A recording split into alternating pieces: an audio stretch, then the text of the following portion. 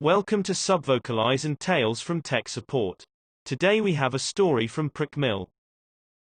This happened when I was working as a tech for a rather small MSP. Many of our clients were small startups that had short 6 to 12 month contracts to help them get started up until they were able to afford their own in-house IT. We also had a few big clients, of over 3,000 employees. These clients all had their own IT department, and depending on the contract, we would be either T1 or T2 plus support. The particular client in this story was one of the big ones, and we were taking over the T1 support role, which usually involved taking on issues that could be solved remotely, password resets, account unlocks, voicemail pin resets and the like. Anything that had to be solved on site would be escalated to their on-site IT. Also, keep in mind that this client is in the healthcare field. So, I was relatively new to the company when we started the contract with this client, about 7 months in. My colleagues and I helped my boss draft the rules and adherences contained in the contract. After all, we were the ones that would be doing most of the legwork, so it was only fair that we had some say towards the work that we were agreeing to. After some back and forth with client, we agreed to take over the T1 support role, and all the access was set up accordingly. We were given an account in their domain with limited admin access. Just enough to do the essential operations that we needed to do. This account was shared between me and my colleagues. After 4 weeks, everything is fine. 6 weeks in, the client hires a new system administrator to handle on-site server responsibilities. The contract was then renegotiated to assign some specific responsibilities back to this sysadmin. The most important thing to remember was that there was no mention of adjusting our account's privileges in the new contract, because in case of emergencies where their staff was limited or unavailable, it would be beneficial to allow us to handle some of the now sysadmin's responsibilities. In the client's eyes, we've proven our trustworthiness, and all issues thus far had been handled with appropriate urgency, so they had no problem with allowing our account to keep the same access. 9 weeks in, a colleague gets an access denied error when trying to unlock a user's account. I tried it and got the same error. Strange. Let me call the client and ask one of the techs if they know anything about this. The tech I spoke with wasn't sure what the issue was, but unlocked the user's account and then transferred me to the sysadmin. This is sysadmin. Hey, it's OP. We were trying to unlock a user's account, but we got an access denied error. Any idea if our permissions were adjusted? Oh yeah. I adjusted some of your permissions to remove some things that you didn't need, since I can handle them now. I must have removed another permission by accident. I'll add it back now. Thanks, sysadmin. Also, next time you plan on editing our permissions, kindly let us know so that way we can discuss it in a meeting. Okay. Well, it's my domain, so I don't need your permission to make edits. I understand that, but the agreement between our respective parties states that our domain account should keep the same access as before you came on board. When you get a chance, please go over it with your superior. He should have a copy of the contract.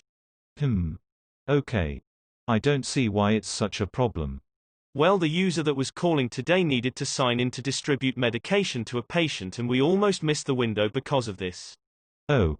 Well, when that happens, you need to make sure you contact us right away so we can resolve it. Yes, that's what we did, but actually never mind. Thanks, sysadmin, take care. I hope he didn't completely miss the point. By the way, I'm thinking about getting rid of your general account and instead giving your team each individual accounts. Is that okay? That sounds like a good idea, but again, it's not in the contract. Let's discuss it in the next meeting before agreeing to anything, okay? Talk to you later. Click.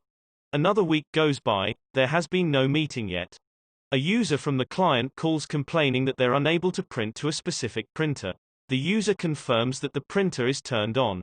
I try pinging the printer and got a response. I guide the user through accessing the print spooler, and sure enough, there's some corrupted documents blocking the queue. No worries, I'll just go into the print server and clear it up, then have the user reboot the printer. I try signing into the print server and access denied. Sigh. Great. Time to call the client again. I spoke with the client's tech, who confirmed our permissions had been changed again the day before. He also said he saw some new accounts assigned to my team. Facepalm. Was I talking to a brick wall last week? I proceeded to explain the printer issue and he resolved it. I didn't get into the issues with the sysadmin because I would have felt bad giving the tech an earful about his own colleague. Anyways, these little permission issues happened for another few days before we finally managed to get a meeting going between all of us.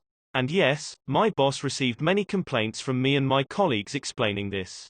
Additionally, some of the issues were addressed with sysadmin over email, and these email chains were also sent to my boss for hard evidence of sysadmin's misconduct. Finally, a meeting was arranged with the sysadmin, my boss, the client's CIO, and I.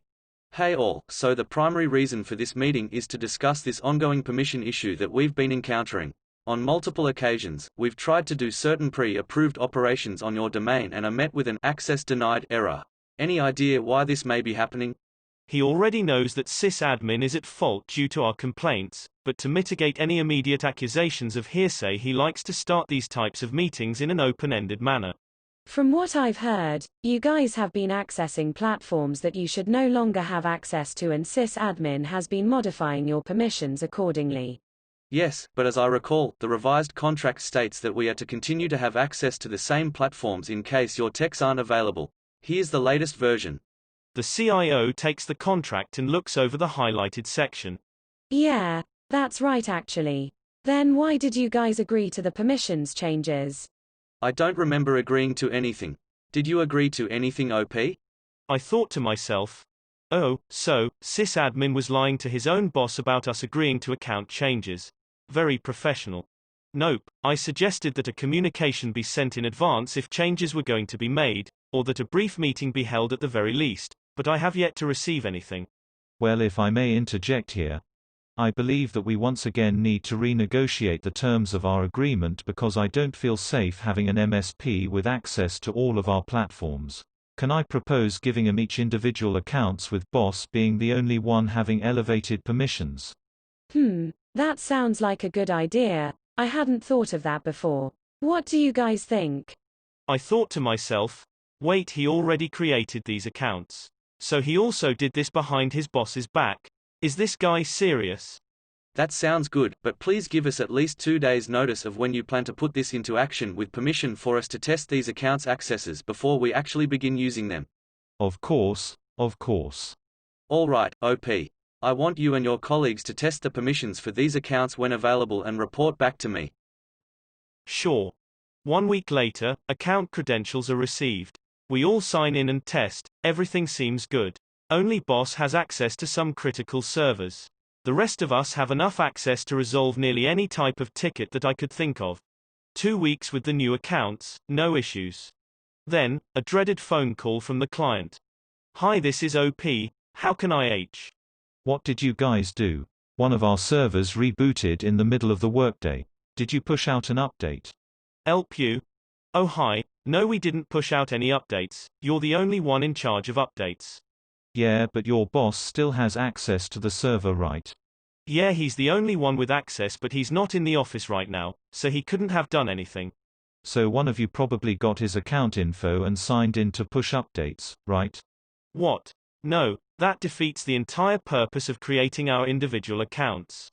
Then why the hell did this server reboot? Oh, never mind.